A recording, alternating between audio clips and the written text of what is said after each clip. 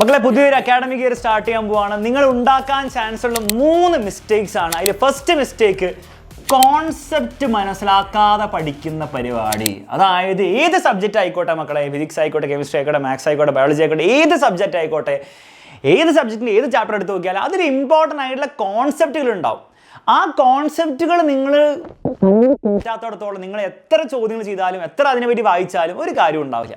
അപ്പോൾ ഫസ്റ്റ് തന്നെ ഏറ്റവും ഇമ്പോർട്ടൻസ് കൊടുക്കേണ്ടത് ആ കോൺസെപ്റ്റ് മനസ്സിലാക്കിയെടുക്കാനാണ്. അപ്പോൾ അതിപ്പോൾ എങ്ങനെയാണ് ചെയ്യേണ്ടതെന്ന് നിങ്ങൾക്ക് അറിയില്ലെങ്കിൽ നിങ്ങൾ ഏത് ക്ലാസ്, നിങ്ങൾ സ്കൂളിലെ ക്ലാസ് ആയിക്കോട്ടെ, എക്സാമിനറിൻ്റെ ക്ലാസ് ആയിക്കോട്ടെ, ടെക്സ്റ്റ് ബുക്ക് വായിക്കുന്നതായിക്കോട്ടെ, നോട്ട്ബുക്ക് വായിക്കുന്നതായിക്കോട്ടെ, എന്ത് ചെയ്യുന്നതിന് മുൻപും ഞാൻ എന്താണ് ഇവിടെ പഠിക്കാൻ ശ്രമിക്കുന്നത്, ഇനിയിപ്പോൾ അത് എന്താ പഠിക്കാൻ പോകുന്നത് നിങ്ങൾക്ക് അറിയില്ലെങ്കിൽ പഠിച്ചതിന് ശേഷം അല്ലെ പഠിച്ചുകൊണ്ടിരിക്കുന്നതിൻ്റെ ഏതെങ്കിലും പോയിന്റിൽ നിങ്ങൾ സ്വയം ചോദിക്കുക, എന്താണ് ഞാനിവിടെ പഠിക്കുന്നത്, എവിടെയായിരിക്കും ഞാനിത് ഉപയോഗിക്കാൻ പോകുന്നത്, എന്ത് ചോദ്യമായിരിക്കും ഇവിടുന്ന് പരീക്ഷയിൽ ചോദിക്കാൻ പോകുന്നത്. ജസ്റ്റ് നിങ്ങളോട് തന്നെ ചോദിക്കുക.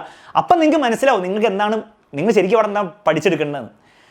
അത് നിങ്ങളോട് ചോദിക്കാതെ വെറുതെ ഇങ്ങനെ ചോദ്യങ്ങൾ ഇങ്ങനെ ചെയ്തുകൊണ്ടിരിക്കുക, ടെക്സ്റ്റ് ബുക്ക് വായിച്ചുകൊണ്ടിരിക്കുക, അല്ലെങ്കിൽ ക്ലാസ്സിൽ ഇങ്ങനെ നോട്ട്സ് ഇങ്ങനെ വെറുതെ റിവൈസ് ചെയ്തുകൊണ്ടിരിക്കുക, ഒരു ഗുണം ഉണ്ടാവില്ല. അപ്പോൾ എന്താണ് ആ ചാപ്റ്ററിലെ അല്ല ആ ടോപ്പിക്കിലെ കോൺസെപ്റ്റ് എന്നുള്ള കാര്യം പിടിക്കാതെ മുന്നോട്ട് പോയിട്ട് പ്രത്യേകിച്ച് ഗുണം ഉണ്ടാകാൻ പോകുന്നില്ല.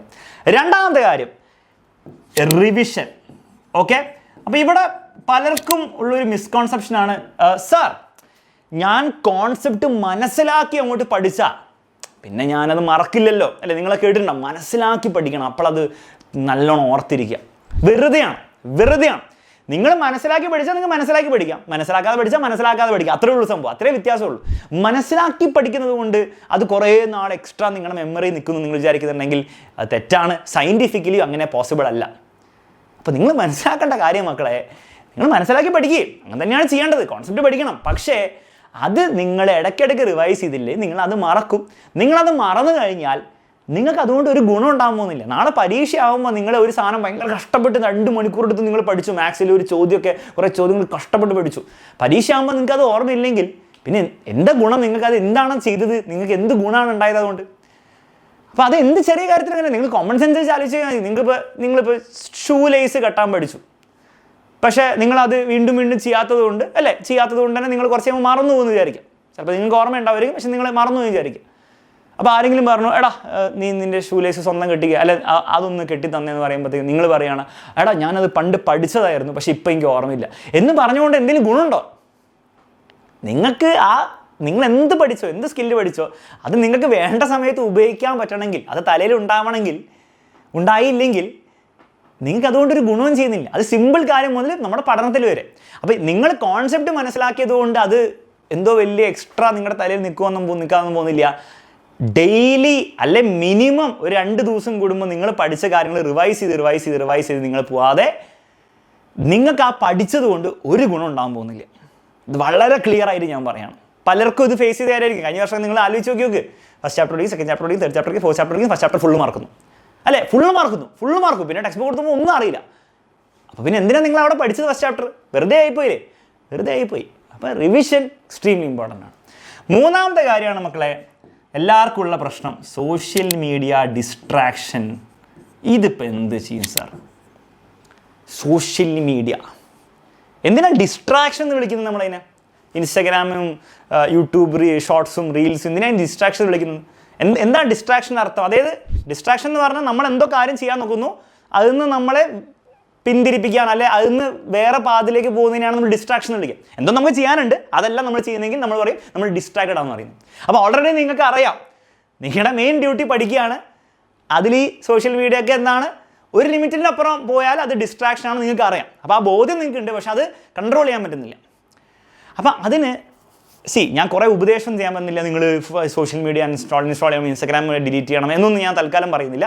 അതൊക്കെ നമുക്ക് എക്സാമിൻ്റെ അടുത്തേക്ക് വരുമ്പോഴേ അങ്ങനത്തെ ഡ്രാസ്റ്റിക് ആയിട്ട് മെഷേഴ്സ് ചെയ്യുന്നുള്ളൂ. അല്ലെങ്കിൽ അതൊന്നും കാര്യമില്ല, നിങ്ങൾ അൺഇൻസ്റ്റാൾ ചെയ്യും ഞാൻ പറഞ്ഞിട്ട് ചിലപ്പം, പക്ഷേ അടുത്ത ദിവസം 2 ദിവസം കഴിയുമ്പോൾ നിങ്ങൾ വീണ്ടും ഇൻസ്റ്റാൾ ചെയ്യും.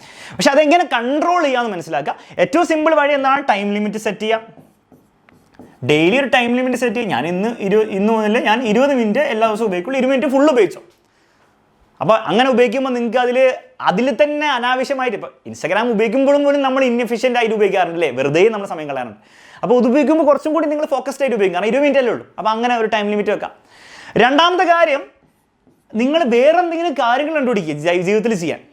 എന്തുകൊണ്ടാണ് നമ്മളിപ്പോൾ ഇൻസ്റ്റഗ്രാമും അതുപോലെ യൂട്യൂബിൽ ഇങ്ങനെ കണ്ടിരിക്കുന്നത്? വേറെ ഒന്നും ലൈഫിൽ ചെയ്യാനില്ലാത്തതുകൊണ്ടായിരിക്കും. ഒന്നെങ്കിൽ പഠിത്തം അല്ലേ ഇത്. അപ്പോൾ നെറ്റോട് ഇപ്പോൾ ഇതായതുകൊണ്ട് അത് ചെയ്യുന്നു. അപ്പോൾ എന്തെങ്കിലും ഹോബീസ്, എന്തെങ്കിലും കാര്യങ്ങൾ കണ്ടെത്തുക. ഇപ്പം സ്പോർട്സ് ഒക്കെ കളിക്കുന്നവരാണെങ്കിൽ ഫുട്ബോളോ ക്രിക്കറ്റോ എന്തെങ്കിലുമൊക്കെ ഡെയിലി ചെയ്യാൻ വേണ്ടിയിട്ടുള്ള കാര്യങ്ങൾ കണ്ടുപിടിച്ചാൽ പിന്നെ ഇൻസ്റ്റഗ്രാം നോക്കാൻ അത്രയും സമയം ഉണ്ടാവില്ല നിങ്ങൾക്ക്. സമയമില്ലാത്ത വെറുതെ ഇങ്ങനെ ബോറടിച്ചിരിക്കുമ്പോഴല്ലേ നോക്കാൻ തോന്നുന്നു. അപ്പോൾ അത് അങ്ങനെ എന്തെങ്കിലും കണ്ടുപിടിക്കുക, എന്തെങ്കിലും മ്യൂസിക് ഇൻസ്ട്രുമെൻറ്റ് പഠിക്കുക. അത് പിന്നീട് ലൈഫിൽ നിങ്ങൾക്ക് യൂസ്ഫുൾ ആയിരിക്കും. കോളേജിലൊക്കെ പോകുമ്പോൾ നിങ്ങൾക്ക് സ്റ്റാർ ആവുകയും ചെയ്യാം. അപ്പോൾ അങ്ങനെ എന്തെങ്കിലും ഒരു കാര്യം, ചെറിയ എന്തെങ്കിലും ഒരു ഹോബീസ് നിങ്ങൾക്ക് നോക്കാവുന്നതാണ്. മൂന്നാമത്തെ കാര്യം, നിങ്ങൾക്ക് എന്ത് ചെയ്യാം, കുറച്ചും കൂടി ഫോക്കസും കോൺസെൻട്രേഷനും കൂട്ടാൻ വേണ്ടിയിട്ട് നിങ്ങൾക്ക് എന്ത് ചെയ്യാം, എക്സസൈസ് ചെയ്യാം.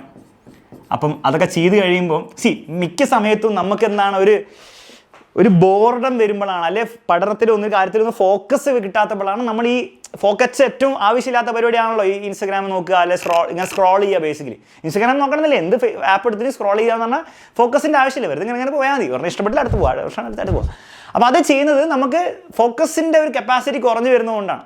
അപ്പോൾ അത് കൂട്ടാൻ വേണ്ടിയിട്ട് ഏറ്റവും സിമ്പിൾ മാർഗ്ഗമാണ് എക്സസൈസ്. ഫിസിക്കൽ എക്സസൈസ് തന്നെ, മെൻ്റൽ എക്സസൈസ് ഉണ്ട്. ഫിസിക്കൽ എക്സസൈസ് തന്നെ ഫോക്കസ് നിങ്ങളെ ഇമ്പ്രൂവ് ചെയ്യും, സയൻറ്റിഫിക്കലി പറയുകയാണ്.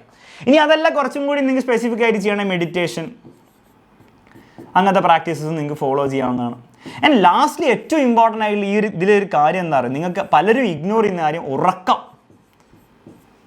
ഇതിപ്പോൾ നിങ്ങളെ പറഞ്ഞ് പഠിപ്പിക്കണോ അറിയില്ല, മിക്ക കുട്ടികളും നല്ല ഉറങ്ങുന്നുണ്ടാവും. പക്ഷേ മിനിമം 8 മണിക്കൂറെങ്കിലും നിങ്ങൾക്ക് ഉറക്കം കിട്ടുന്നില്ലേ മക്കളെ, പ്രശ്നമാണ്. ഉറക്കം കിട്ടിയില്ലെങ്കിൽ നിങ്ങൾക്ക് പഠനത്തിൽ കോൺസെൻട്രേറ്റ് ചെയ്യാൻ പറ്റില്ല, റിവിഷൻ ചെയ്യാൻ ഒന്നും കോൺസെൻട്രേഷൻ കിട്ടില്ല, നിങ്ങളുടെ ഫുൾ ഡിസ്ട്രാക്റ്റഡ് ആയിരിക്കും മനസ്സ്. എൻ്റെ കേസിൽ അങ്ങനെ തന്നെയാണ്. ഒരു ദിവസം എനിക്ക് അറിയാണ്ട് ഉറക്കം കുറഞ്ഞു പോയാലും ഇപ്പോൾ 8 മണിക്കൂറിൻ്റെ കൂടെ ഞാൻ 7 മണിക്കൂർ ഉറങ്ങുള്ളൂ. പക്ഷേ 8 മണിക്കൂർ ഉറങ്ങണം, അതാണ് ഹെൽത്തി ആയിരിക്കും.